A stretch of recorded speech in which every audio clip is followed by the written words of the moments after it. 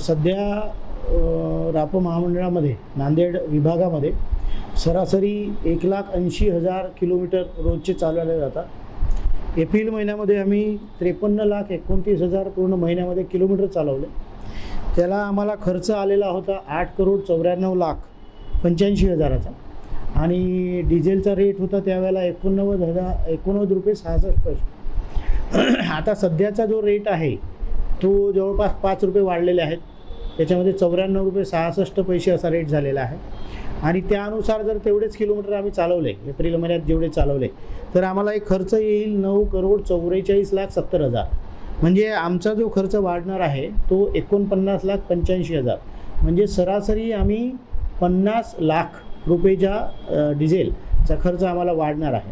सरासरी 2,082 फेऱ्या आम्ही 9 आगाराच्या माध्यमाने चालवण्यात येतात आणि त्यामुळे रोज आम्हाला जो फटका बसणार आहे तो फार मोठा फटका बसणार आहे।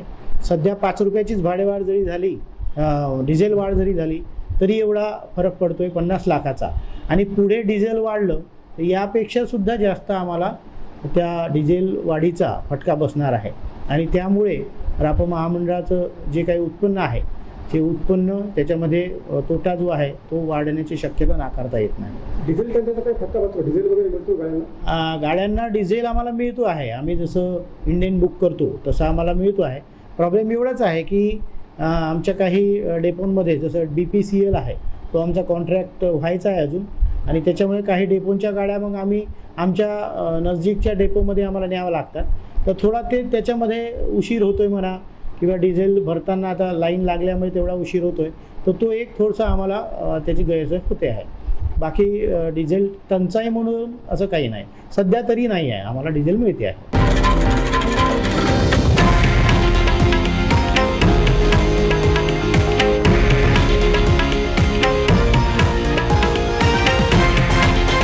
हे आहे देशातील नंबर 1 न्यूज नेटवर्क आणि आपण पाहत आहात TV9 मराठी, एकमेव।